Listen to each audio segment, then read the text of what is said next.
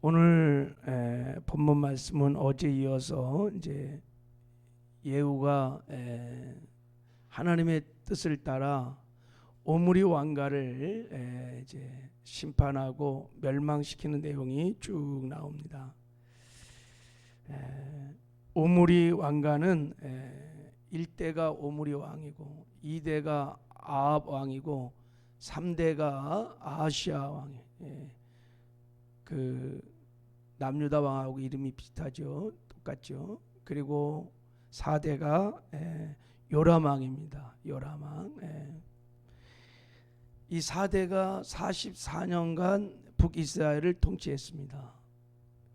이 오므리 왕가가 통치할 때 북이스라엘의 전 영역에 우상 숭배가 바알 숭배가 그냥 창궐했습니다. 엘리야와 엘리사가 그 당시 선지자 활동을 했어요. 엘리야 때는 이제 아합 때잖아요. 그때 엘리야가 갈멜산에서 전쟁 바알 숭배자들과 싸워 이기고 내려와서 하나님께 그러잖아요. 하나님, 온 땅이 다 바알 숭배자하고 저밖에 안 남았습니다. 저밖에. 그럴 때 하나님께서 이렇게 말씀하세요. 내가 이스라엘 가운데서 7,000명을 남겼으니 다 바알에게 무릎을 꿇지 아니하고 다 바알에게 입맞추지 아니한 자들이라 그랬어요. 그래도 엘리야 시대는 7,000명이 남았어요. 그 바알에게 입맞췄다는 것은 접촉을 했다는 거예요. 근데 입맞추지 않은, 접촉하지 않은, 그럼에도 불구하고 하나님을 경외하는 자들이 있었다는 거지. 근데 4대 왕인 요람 왕에 와서는 이제 말씀을 보면 이스라엘 전체가 다 바알 숭배로 그냥 완전히 그냥 나라 전체가 우상 숭배로 가득 차게 된 겁니다.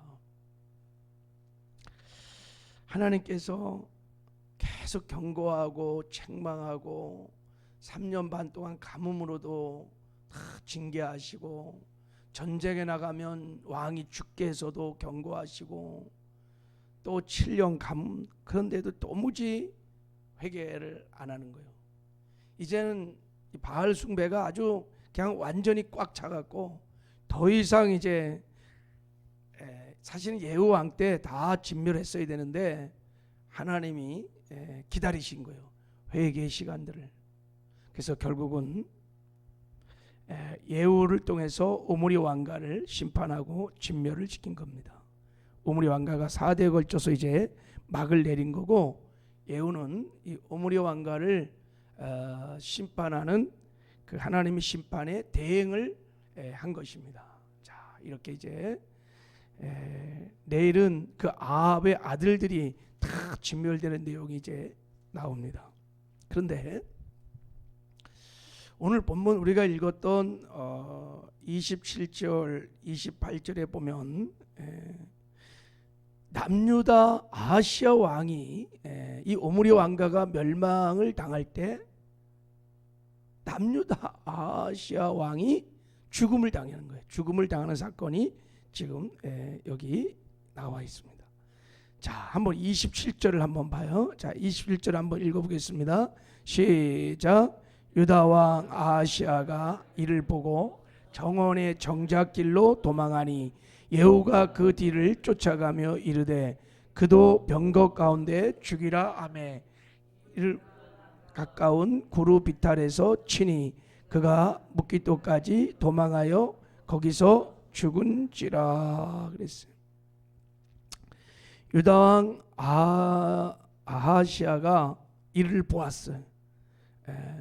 예후에 의해서 요람 왕이 죽고 그 요람 왕의 시체를 나봇의 그 포도원 거기에 이스라엘의 겨울 왕국을 지었는데 거기 밭에다가 이렇게 던지는 거를 봤단 말이에요. 쿠데타가 지금 일어난 것을 보고 겁을 잔뜩 먹고 도망을 간 거예요. 이제 나라에 쿠데타가 일어난 거예요. 지는 남유다 왕인데 이제 북이스라엘에 쿠데타가 일어나갖고 야 여기 있다간 죽겠다. 도망을 가다가 묵깃도까지 도망하다가 거기서 죽임을 당한 것입니다. 오므리 왕과 아합 왕가는 뭐 하나님이 예언한 대로 저주를 받은 대로 다 이렇게 죽었지만 왜 이 남유다 왕이 여기 올라가고 이렇게 죽음을 당했냐.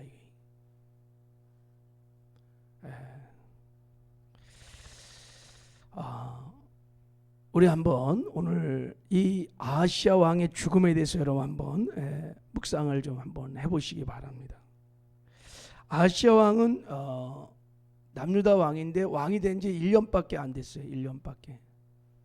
지금 여기를 왜 왔냐면은 북이스라엘에 왜 왔냐면 요람 왕의 병문안을 온 거예요. 병문안을. 요람 왕과 함께 아람 전쟁을 함께 나갔다가 요람 왕이 부상을 당하거든요. 그래갖고 병을 얻었어. 그래갖고 아하시야 왕이 거기 이제 병문안을 온 겁니다. 그러니까 북이스라엘 요람 왕과 가까이 지나다가 이 남유다 아하시야 왕이 죽은 거예요. 그러니까 이 성경 기자가 지금 오므리 왕과 4대를 막 다 진멸하는 심판 과정에 샌드위치처럼 딱 중간에 유다 왕 아하시야 왕의 죽은 사건을 지금 기록해 놓은 거예요. 이게요. 아주 인간적으로 보면 불쌍한 왕입니다. 아하시야 왕은요, 여호사밧, 이스라엘의 성군 중에 한 사람이었던 여호사밧의 손자입니다. 그가 왕이 된 후 그는 여호사밧의 그 왕의 길을 따르지 않고 북이스라엘 아합 왕의 길을 따랐습니다. 그들과 가까이 지내면서 그들과 접촉하면서 바알 숭배를 했던 왕입니다. 아하시야 왕이 북이스라엘과 접촉 가까이 지낼 수밖에 없었던 상황적인 이유가 있었습니다. 그러니까 아하시야 왕의 어머니가 아달랴고 하는 북이스라엘의 아합 왕의 부인이 이사벨이잖아요. 이사벨의 딸이에요. 딸. 이사벨의 딸이 아하시야 왕의 어머니란 말. 어머니. 그러니까 요람 왕과는 외삼촌기가 아니야. 외삼촌과 조카 사이란 말이죠. 그러니까 상황적으로 북이스라엘과 가까이 지낼 수밖에 없는 운명적인 상황이 아하시야 왕이 된 거예요. 아무튼 이 아하시야 왕은 이 선지자들의 말, 경고의 말을 다 알고 있으면서 듣지 않고 북이스라엘 아합과 요람 왕과 가까이 지내다가 바알 숭배를 하게 된 겁니다. 그래서 사실은 죗값으로 죽은 거예요. 아하시야 왕이 선지자의 말을 듣고 그리고 여호사밧에 갔던 그 다윗의 길, 의의 길을 걸었으면 죽지 않았을 거예요. 근데 선지자들이 하는 말들을 다 무시하고 현실적으로 어머니가 바알 숭배자입니다. 그리고 외삼촌도 요람 왕도 바알 숭배자들이, 그리고 그들과 이렇게 접촉해서 다 지냈을지라도 다 아는 거죠. 이게 바알 숭배고 이게 하나님께 악이라는 걸. 이걸 단호하게 차단하고 끊고 이 다윗이 갔던 길을 걸었어야 하는데 이게 안 된 거예요. 그냥 현실적인, 눈에 보이는 현실적인 상황, 육의 생각을 쫓아서 선지자의 말을, 선지자의 생각, 영의 생각을 쫓지 않고 결국은 바알 숭배자가 되어서 오므리 왕가가 멸망당할 때 그 사이에 끼어서 이 사람도 왕이 된 지 1년밖에 안 되게 죽은 거예요. 왜 성경 기자는 이 오므리 왕가를 다 진멸하는데 이 남유다 왕이 이 죽은 이 사건을 이 사이에 놓고 있을까? 무엇을 말씀하시려고 하는 것일까? 여러분, 코로나가 왜 이렇게 무섭냐면, 다들 이렇게 두려워하냐면 전염성 때문에 그런데 전염성. 이 코로나 바이러스가 전염된 확진자가 가면 그 접촉만 하면 그냥 다 전염이 되는 거예요. 이렇게. 그래갖고 이 전염성 때문에 막 거리도 두고 마스크도 끼고 뭐 우리가 뭐 모임도 안 갖고 하는 거예요. 이게 그래서 무서운 거예요.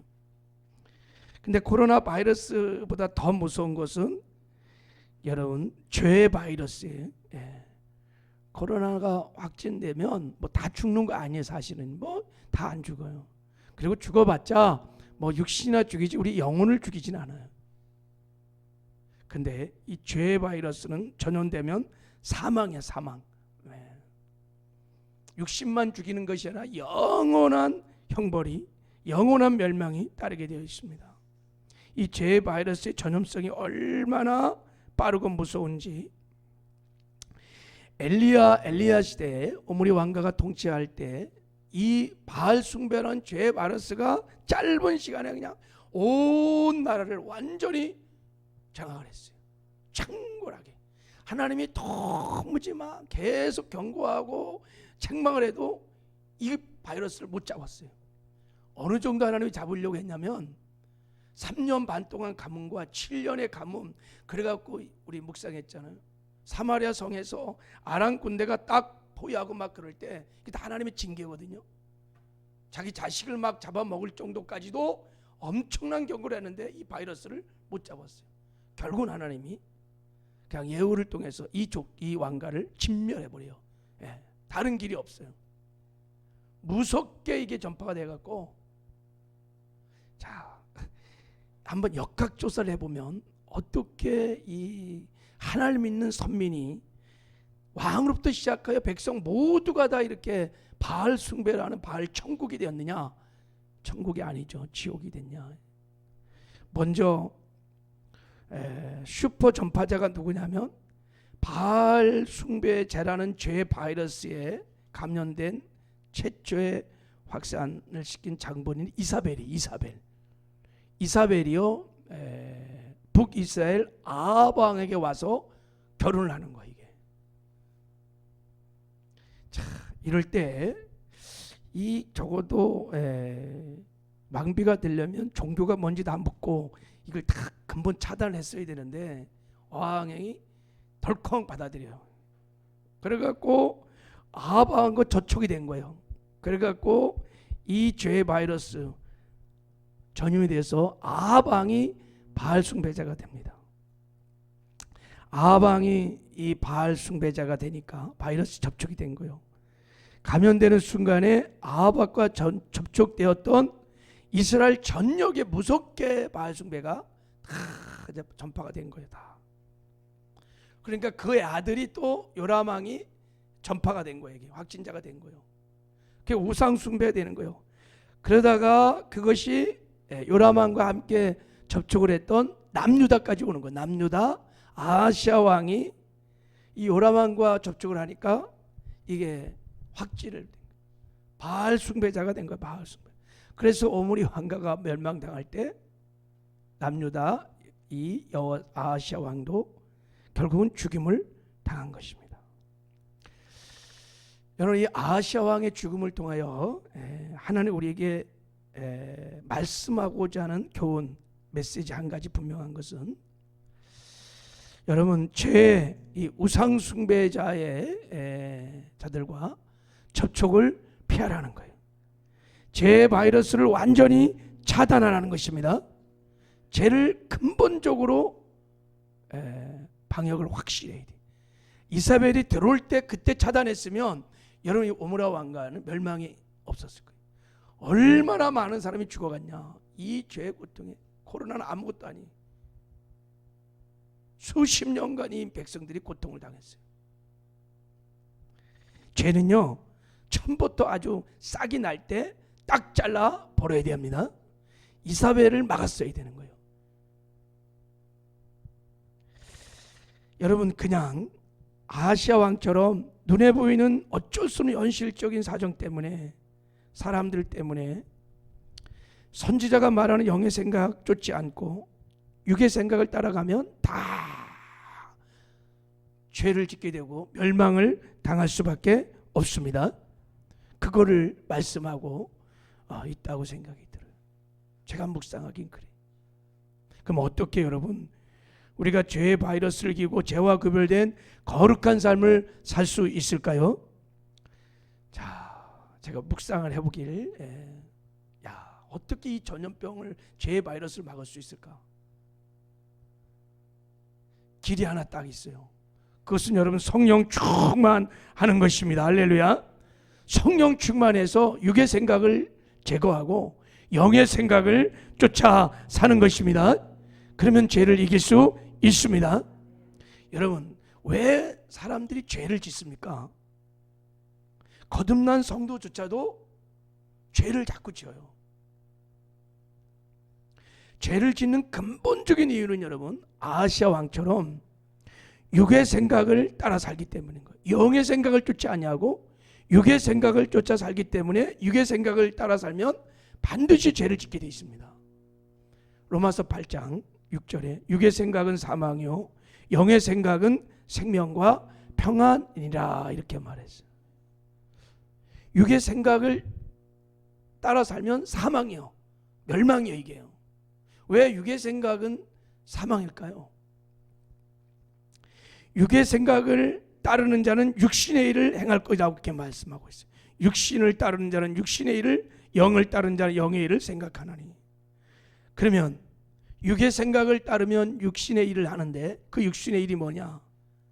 육신의 일은 분명하니 곧 음행과 더러운 것과 호색과 우상숭배와 술수와 원수 맺는 것과 분쟁과 시기와 분냉과 당지는 것과 분열과 이단과 투기와 술 취함과 방탕함과 또 그와 같은 것이니 이러한 일을 행하는 자는 하나님 나라를 유업으로 받지 못할 것이요. 그래서 여러분 여기서 죄의 뿌리는 뭐냐면 육신의 생각에서 시작되는 거예요. 결국은 죄와의 싸움은 여러분 마음의 생각의 싸움입니다. 내가 육신의 생각을 쫓을 것인가 영의 생각을 쫓을 것인가 여기에 대해서 결정이 나는 거예요. 모든 죄의 뿌리는 결국은 사실 마음의 생각에서 시작되는 겁니다. 그래서 여러분 우리가 성령에 충만하여 성령에 사로잡혀 살아야 합니다. 성령 충만하면 성령의 능력으로 육의 생각들이 제거됩니다. 육의 생각을 잡을 수 있습니다. 이 죄의 바이러스를 잡을 수 있어요. 그리고 성령 충만하면 우리가 영의 생각으로 충만해집니다. 그리고 영의 생각을 쫓아 행할 수 있습니다. 그래서 우리가 성령 충만하면 성령에 사로잡혀서 죄를 이기는 거룩한 삶을 살게 될 줄을 믿습니다. 이게 죄를 이기는 방법인 것입니다. 죄의 바이러스를 우리 힘으로 잡을 수 없어요. 이길 수 없습니다. 성령 충만할 때 우리가 성령의 능력으로 죄를 이기는 거룩한 삶을 살게 될 줄을 믿습니다. 오늘도 성령 충만해요. 성령에 사로잡혀 죄를 이기는 거룩한 삶들을 사시기를 주님의 이름으로 축복합니다.